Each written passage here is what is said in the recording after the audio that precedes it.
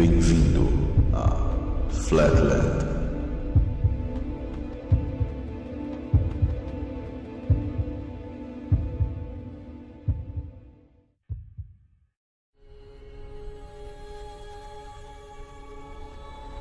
Muitas cosmologias dos mais diversos povos antigos mostram nosso mundo revestido por uma cúpula.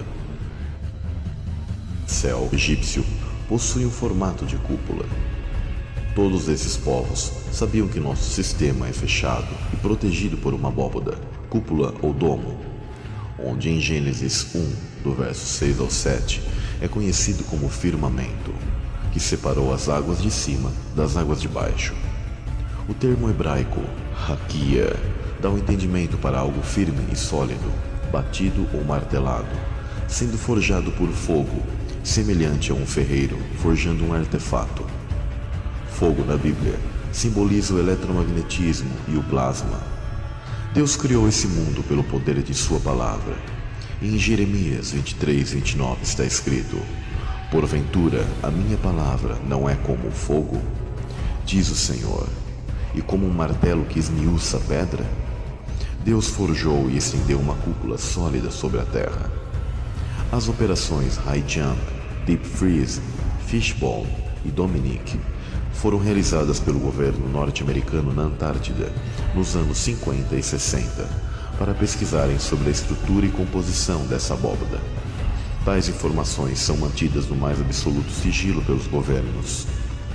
Qual seria a composição dessa cúpula?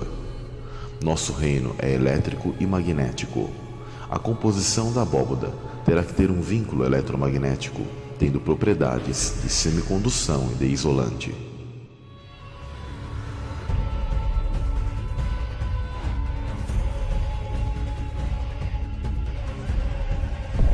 Firmamento.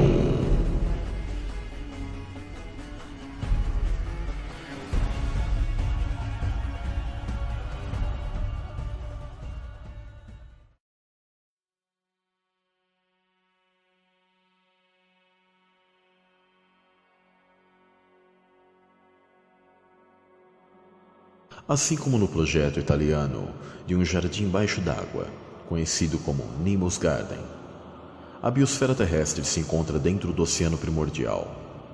A ciência assume que os elementos mais presentes no universo são hidrogênio, hélio, oxigênio, entre outros. Sendo assim, elementos como hidrogênio e oxigênio formam a água. Eles sabem que a água é o elemento da vida em que estamos submersos, e por isso criaram a teoria da sopa da vida, em que a vida vem da água.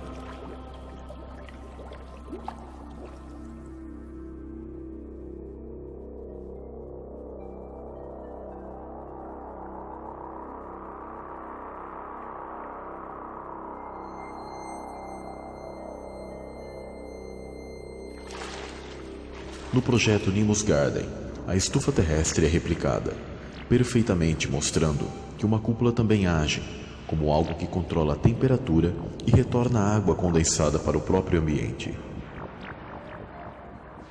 Esta estufa possui um ventilador ao centro para controlar as massas de ar, assim como o ponto magnético do centro-norte da Terra, que é um dos responsáveis pelo fluxo das massas de ar da Terra através da malha magnética do campo toroidal terrestre, que faz esse processo.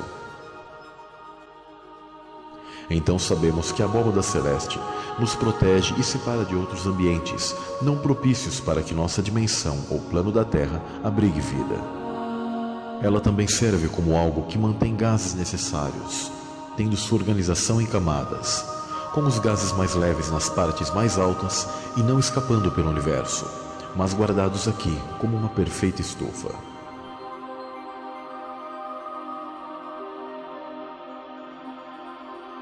It's a very important thing about condensation. Water vapor needs a place to stick in order for condensation to happen. Water vapor needs a place to stick in order for condensation to happen. O próprio garoto da ciência, Bill Nye, assume. Ele diz que o vapor de água precisa de um lugar para grudar para que a condensação ocorra. sendo essa uma das funções que a cúpula da Terra proporciona, como uma perfeita estufa.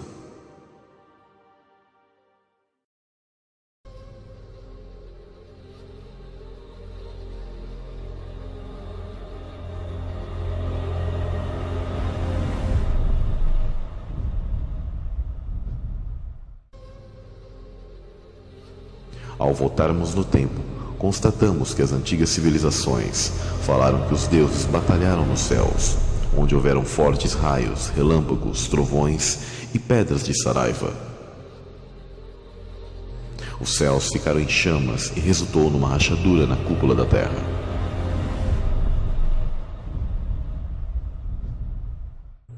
Os nórdicos falam de Thor e seu Mjolnir, que é um poderoso martelo de raios que quebrou o céu.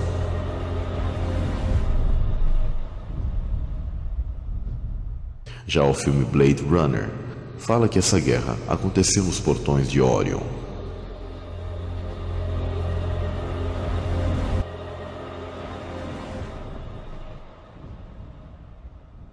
Há várias batalhas mencionadas nas Escrituras. Entre elas, a principal batalha angelical mencionada na Bíblia foi na vitória de Cristo, expulsando a antiga serpente das regiões celestes.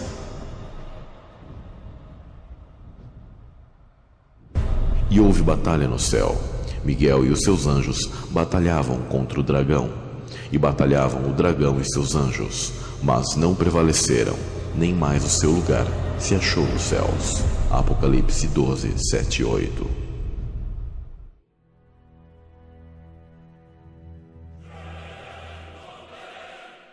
Como consequência dessa guerra entre os deuses, os antigos dizem que surgiu uma rachadura na cúpula. Essa fenda esbranquiçada no céu noturno é observável e ficou conhecida como Via Láctea.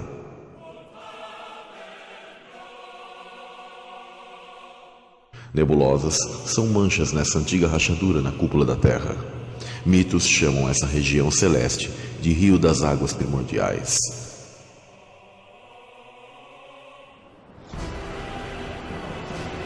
Descargas de plasma das batalhas antigas, provenientes das carruagens dos deuses conhecidas por algumas culturas como Vimanas, atingiram a cúpula dos céus.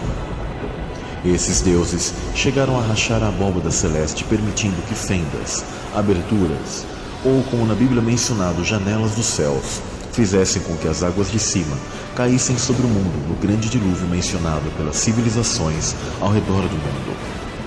Rabinos, em seus textos antigos, mencionam que a água que caiu dos céus pelas fendas da abóbada estava em estado fervente, com o material da cúpula da terra dissolvido neste terrível dilúvio.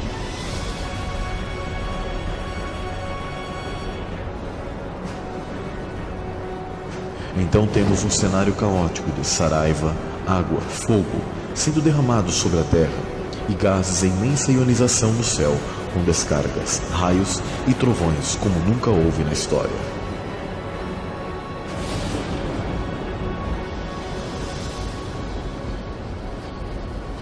Materiais como cristais ou materiais vítreos, no geral após estarem a altas temperaturas e se esfriarem e se solidificarem, apresentam manchas nas partes que racharam, exatamente como a abóbada celeste, do qual, coincidentemente, está alinhada às estrelas dos quais monumentos antigos, como pirâmides, zigurats, entre outros das civilizações dos Nefilim, também conhecidos como filhos dos anjos caídos, e das antigas civilizações ao redor do círculo da Terra adoravam.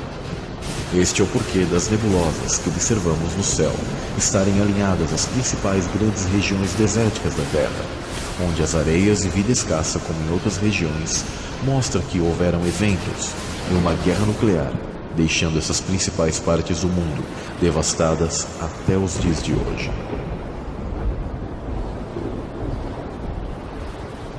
A estrutura da abóbada tem seu desdobramento como contraparte inferior nas bases da Terra, e toda sua estrutura foi alterada através de fortes abalos sísmicos provocados de maneira elétrica, devido a tal proporção desta guerra nuclear celeste dentro do ambiente da Terra, neste caos chamado dilúvio.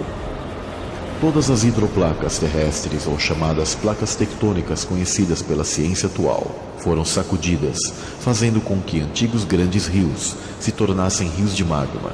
Assim, partes por baixo da crosta também se romperam, fazendo com que as fontes dos abismos inundassem a Terra.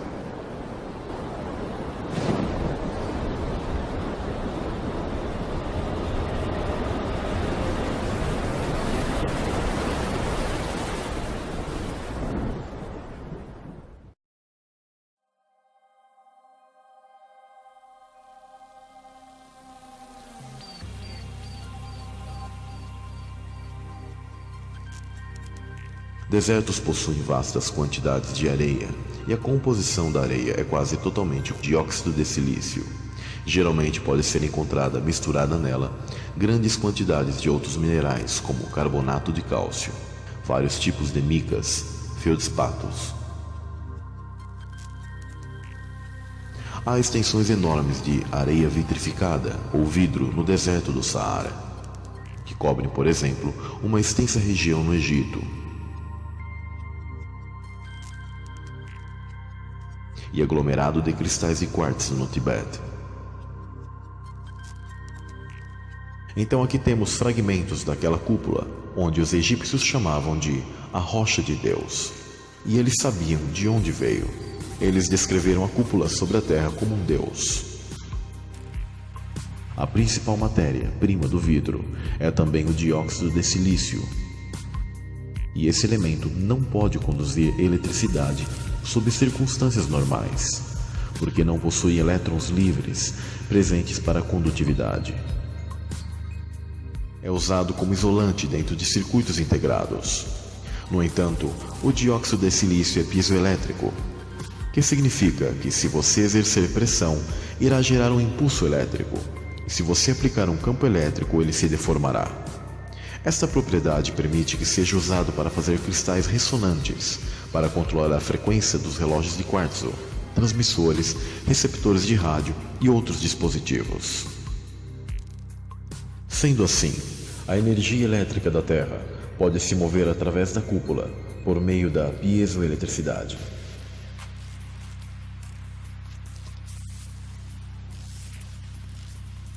Nas praias e no fundo dos oceanos, temos também a areia, sempre presente dos acontecimentos geológicos da Terra ao longo do tempo, mostrando que o silício está em todas as partes. O vidro desértico da Líbia é geralmente encontrado no deserto ocidental do oeste do Egito, amplamente espalhado ao longo da fronteira Líbia-Egito. Os cientistas dizem que é o maior depósito conhecido de um vidro de sílica natural da Terra, cerca de 98% de dióxido de silício. As peças transparentes a translúcidas são de cor clara ou opaca, branca ou amarela a verde, que brilham como pedras preciosas no sol brilhante do deserto. Vai desde pequenos pedaços a grandes, pesando até 16 quilos. O vidro era conhecido pelos egípcios antigos, que usavam no escaravelho de Tutankhamon. Era usado para ferramentas como lâminas afiadas. O vidro gerou intenso interesse entre os cientistas, porque sua origem permanece um enigma. Foi produzido pelo encontro de um corpo extraterrestre com a Terra?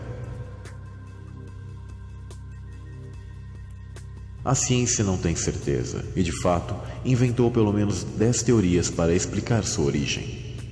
Repare que os maiores desertos da Terra estão localizados no oeste dos Estados Unidos, norte do México, norte da África, Oriente Médio e Ásia Central, pois esses locais estão alinhados à constelação de Órion.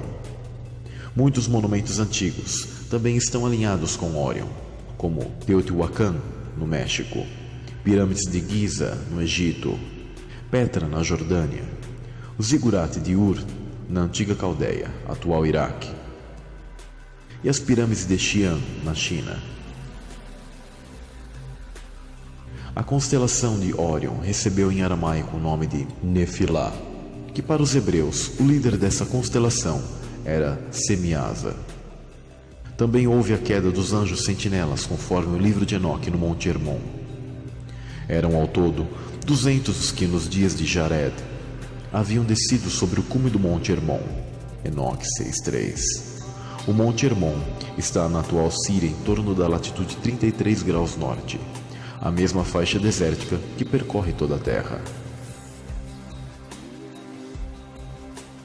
Então os desertos nessa faixa central de toda a Terra são prova de uma antiga batalha que houve, principalmente na época do dilúvio, em que o céu literalmente caiu e deixou seus rastros de silício por toda a Terra, principalmente desertos. Podemos dizer que desertos são estradas de vidro da cúpula da Terra.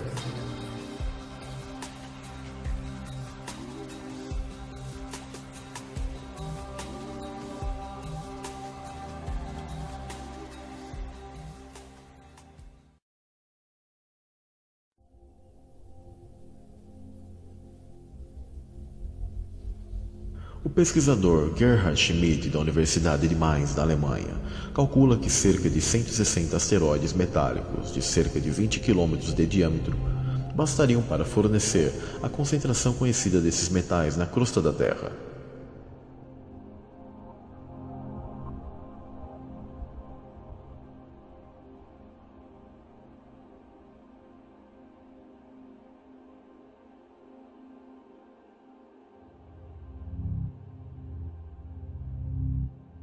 Schmidt apresentou suas descobertas a respeito e disse: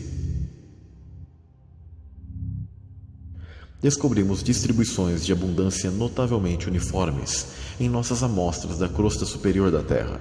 Uma comparação desses valores com meteoritos sugere uma fonte cósmica.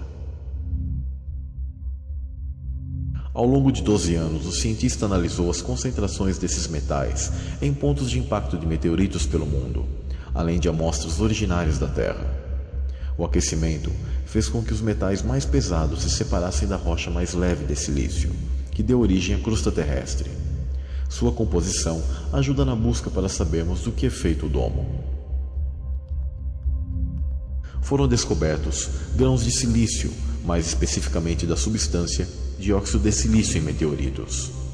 Essa descoberta é surpreendente, quando o silício não é um dos minerais que se esperava poder condensar-se nas atmosferas estelares segundo a astronomia, e até já foi apelidado jocosamente de condensado mítico, por não haver uma explicação plausível. Materiais também encontrados, como olivinas, topázios, ametistas e vidro, possuem suas matérias-primas cozidas pela eletrificação das estrelas, segundo a astronomia. Aqui, mais uma prova que o material de meteoros são pedaços da cúpula da Terra, que estão presos ao campo toroidal da Terra. A ciência chama esse campo toroidal falsamente de campo gravitacional. Descargas elétricas da bobina energética da Terra se descarregam nessa cúpula, onde saem fragmentos, formando os meteoros e meteoritos que conhecemos. Estes, por vezes, escapam desse campo toroidal e caem sobre a Terra. Esse estudo de Schmidt trouxe mais uma luz a uma dúvida que os cientistas possuem. Afinal, de onde surgiu o silício na crosta terrestre? De vulcões ou oriundo de chuva? Mais de 90% da crosta terrestre, ou seja, do chão que pisamos, é composta de minerais ricos em sílica, feldspato, quartzo, entre outros. Cientistas são unânimes em apoiar a afirmação, mas a origem desse material enriquecido em sílica ainda levanta debates. A ciência clássica não possui respostas definitivas sobre a composição da origem do silício da crosta terrestre, sendo um grande enigma para os geólogos. Assim como há muitas teorias para tentar saber de onde vem a água que temos na Terra.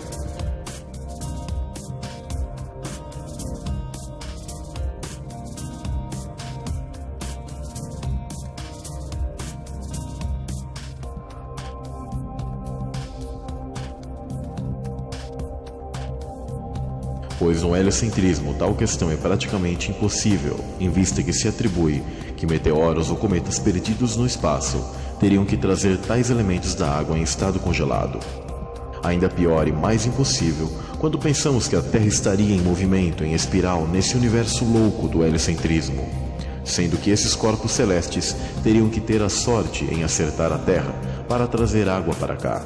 sendo a água um elemento muito raro nesse espaço de caos da pseudociência atual.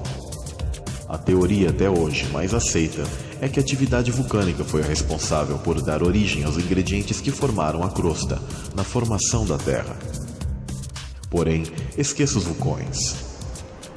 Chuva de silício formou a crosta terrestre no grande evento do dilúvio.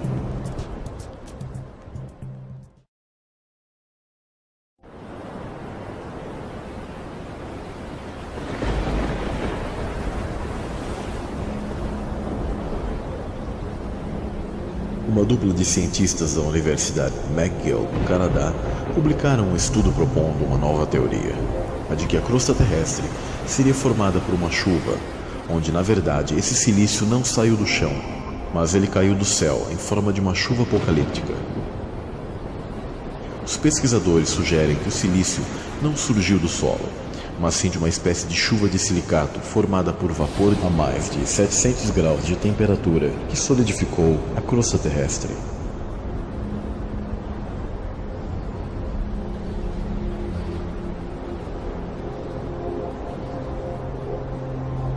Os pesquisadores afirmam que os testes que realizaram em laboratório para reproduzir as condições atmosféricas de tempos pretéritos apresentaram resultados surpreendentes ao observarem a semelhança do material de silicato dissolvido produzido pelas experiências com o encontrado na crosta terrestre.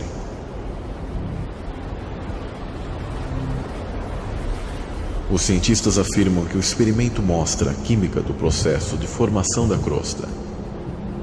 Tom Baker fez um experimento de simulação das condições primitivas da atmosfera e disse que não era nada agradável.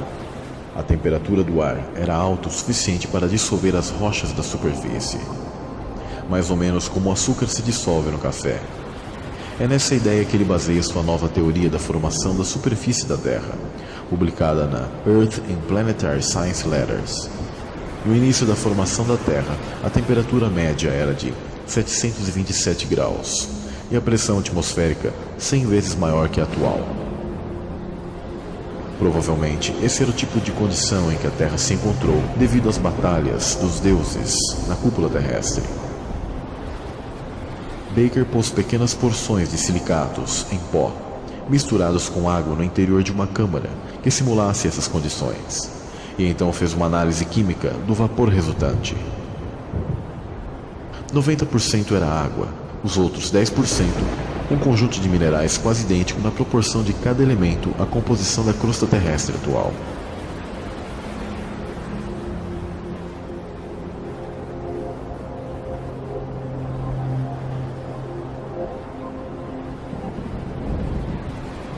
Nós ficamos surpresos com a similaridade do silicato dissolvido produzido nos experimentos com o que é encontrado nas rochas da superfície da Terra, afirmou Baker.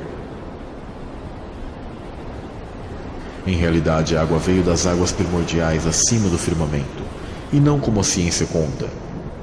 No evento do dilúvio, que também afetou as bases da Terra, e se romperam as fontes dos abismos e a Terra foi inundada por água, saraiva e destroços incandescentes da cúpula.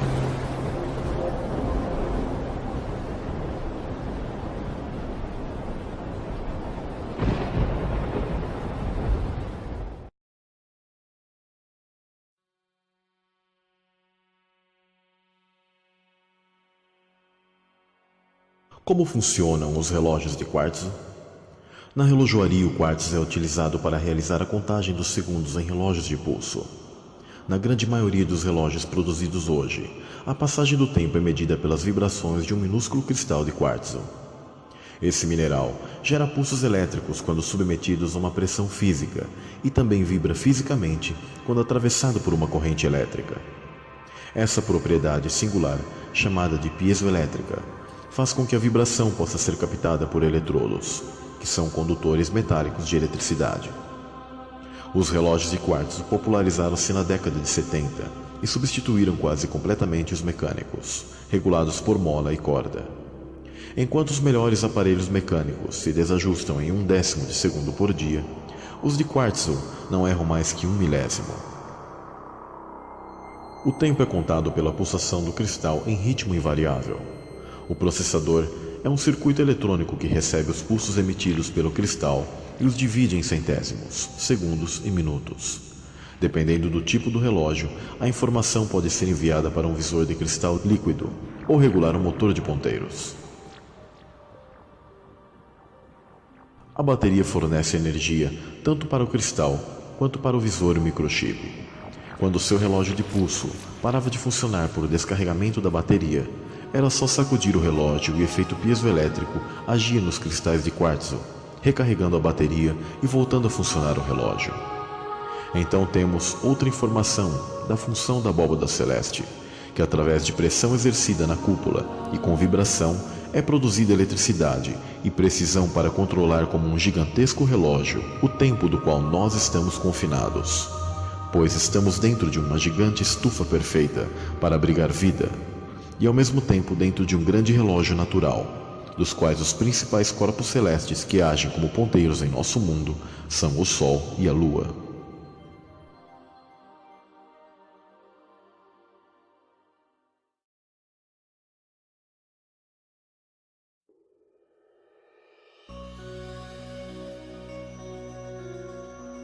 Nosso mundo é elétrico. E outra evidência da composição do domo é o fenômeno da sonoluminescência, que se dá quando ondas sonoras esmagam bolhas de ar em um líquido de núcleo de plasma. A energia é liberada em calor e luz de forma dramática. Nessa situação vemos o som influenciando a matéria de forma a produzir luz. Esse som de alta frequência vibra minúsculas bolhas de gás, atingindo temperaturas de estrelas e flashes de luz por uma rápida expansão e contração da bolha até seu colapso. É um fenômeno que empurra a dinâmica do som para além de seus limites.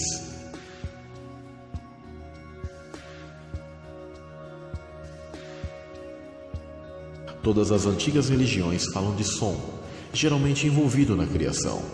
A sonoluminescência é observada na natureza através do camarão mantis, que usa sua garra tão rapidamente, faz com que a água se aqueça a altíssimas temperaturas, evaporando-se ao redor, nocauteando sua presa, onde a superfície dessas bolhas queimam a 20.000 Kelvin.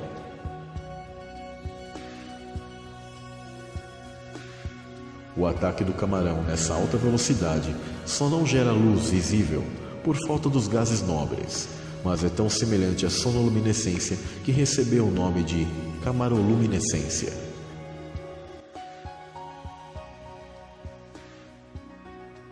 Em laboratório, usa-se água desgaseificada e acrescenta-se uma mistura de gases nobres e uma fonte de som de alta frequência. É necessário um sistema fechado, onde utiliza-se cristais de quartzo como recipiente, como um jarro, fotodetector, para que o som seja produzido por elemento piezoelétrico. Num copo de água é possível obter uma bolha em micron de tamanho. Essa pequena bolha de cavitação assume a aparência de uma pequena estrela. Não à toa, a sonoluminescência foi batizada de estrelas no jarro. Os gases nobres da bolha são devidos à não reatividade inerente do grupo químico de gás nobre. Usa-se hélio, neônio, argônio e xenônio para a sonoluminescência. Se for apenas oxigênio e nitrogênio, o fenômeno é difícil de acontecer e produz apenas uma luz fraca. Alguns pesquisadores encontraram plasma no núcleo da bolha.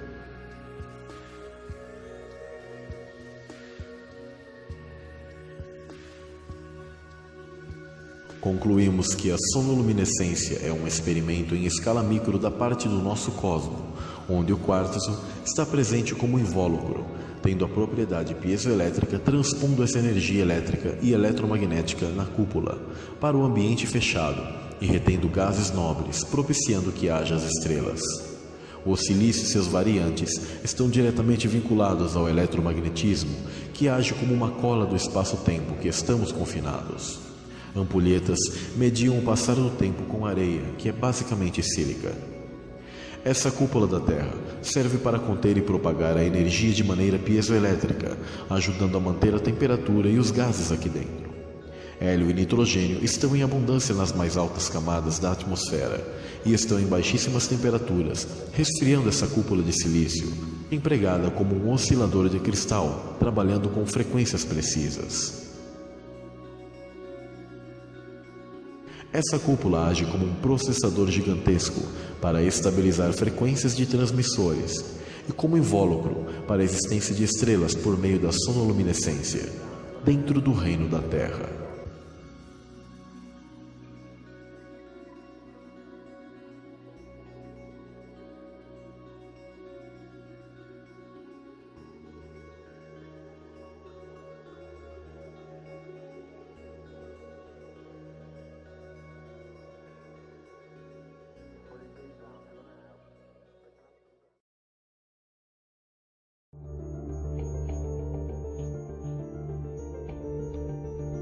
Água e sílica a mais de 2000 graus produzem elementos de silício como vidro, que foi precipitado da cúpula na região de Orion, caindo sobre a Terra.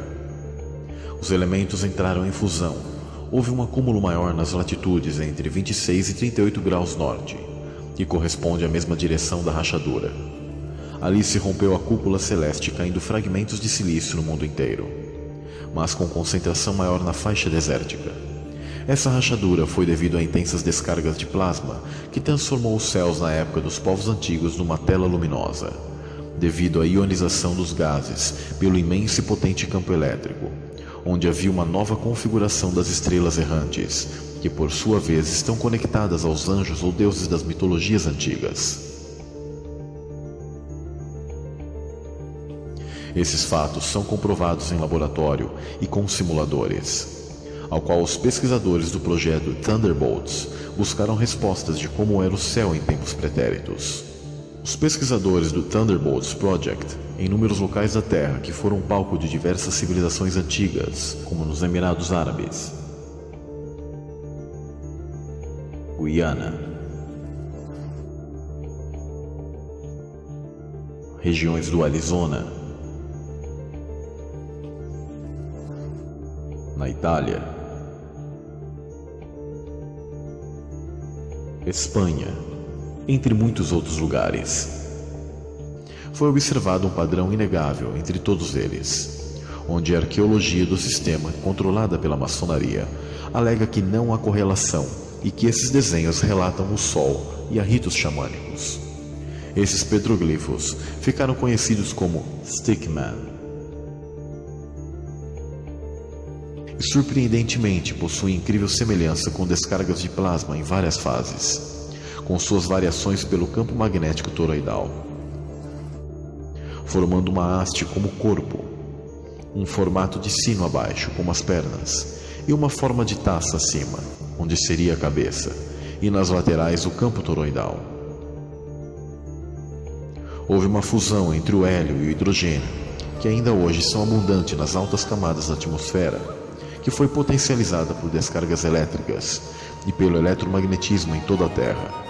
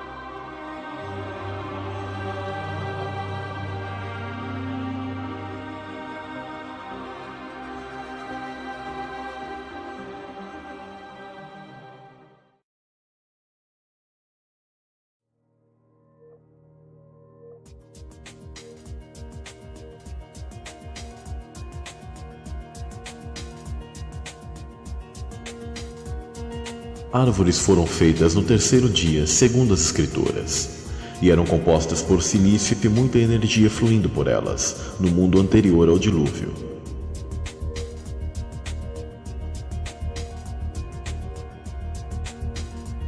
Essas árvores eram antenas que realizavam a conexão terra e céu. Quando houve a ruptura da cúpula da Terra no dilúvio, se formou o mundo que conhecemos, do qual petrificou e fossilizou quase tudo debaixo do firmamento, através das cargas de plasma, água e detritos da abóboda.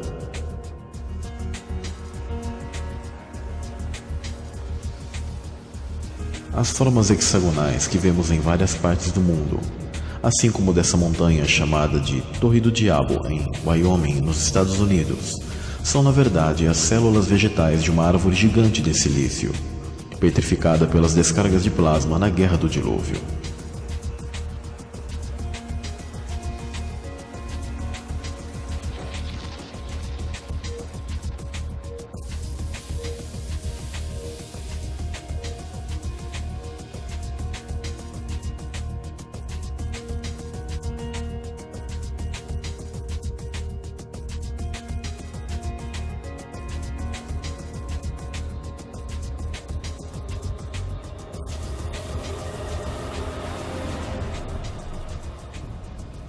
Por isso temos hoje as árvores de silício e fósseis, tanto de diversos organismos, mas também dos antigos gigantes que foram mortos e se tornaram pedra e sucumbiram nas ferventes águas da enchente.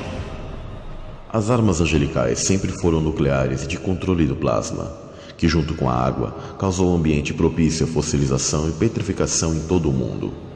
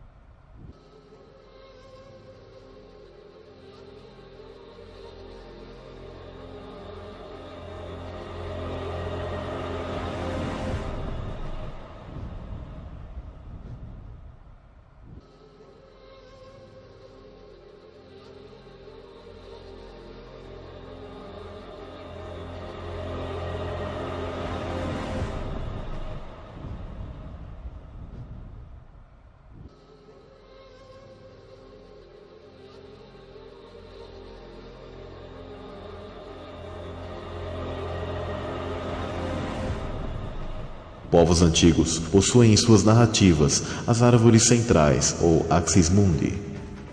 As raízes dessas árvores funcionavam como as linhas de lei e linhas telúricas o fazem hoje, ou seja, suas raízes eram como uma rede de energia subterrânea. O conto de João e o pé de feijão foi originado dessa realidade e percebemos nele um fractal desse mundo antigo. Portanto, árvores sempre foram as conexões entre céu e terra.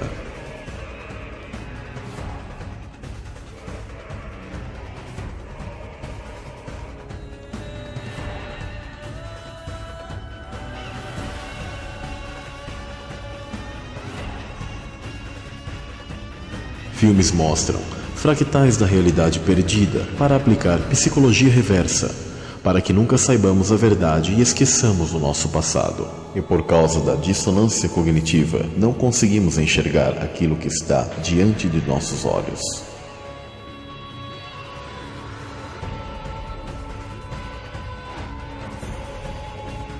Então temos também mais uma prova de que o plasma conhecido pelos antigos povos foi o causador do estado de fossilização e petrificação do nosso mundo, do qual temos a observação, também em laboratório, como na geologia ao redor da Terra, e também o apoio das mitologias antigas, do qual nos mostram que as árvores de silício e os gigantes petrificados são um fato.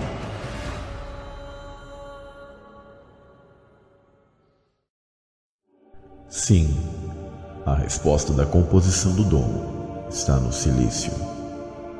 A sílica quase pura é conhecida como quartzo ou simplesmente cristal. A etimologia da palavra quartzo vem do alemão, que por sua vez é proveniente do antigo eslavo twark, que significa duro. Silício, do latim silex, ou pedra dura, é o segundo elemento mais abundante na crosta terrestre, atrás somente do oxigênio, Esta composição de silício permite que o domo seja proteção térmica, permitindo o processo de condensação na Terra. Oscilador de cristal natural para total precisão do espaço-tempo dentro do ambiente da Terra. Amplificador. Estabilizador de frequência. O invólucro piezoelétrico que dá estabilidade às estrelas e permite o fenômeno da sonoluminescência através de uma frequência precisa. Temos as evidências que os povos antigos conheciam o plasma. E temos os relatos mitológicos das batalhas celestiais dos anjos, chamados deuses pelas culturas ao redor da Terra. Composição dos meteoros, do qual são frutos dessa antiga guerra que houve nos céus. Composição dos misteriosos vidros encontrados no Egito e em outras partes do mundo, dos quais a ciência comum não consegue explicar. Provas geológicas da Terra que nos mostra que o silício caiu do céu junto com água e descargas de plasma no evento inegável do dilúvio. A petrificação das árvores, animais e gigantes antediluvianos, sendo observável e sendo replicadas em laboratório. Tudo nos mostra e confirma, assim como a base das pedras da Nova Jerusalém, mencionada na Bíblia. O silício compõe a camada interna da abóbada celeste.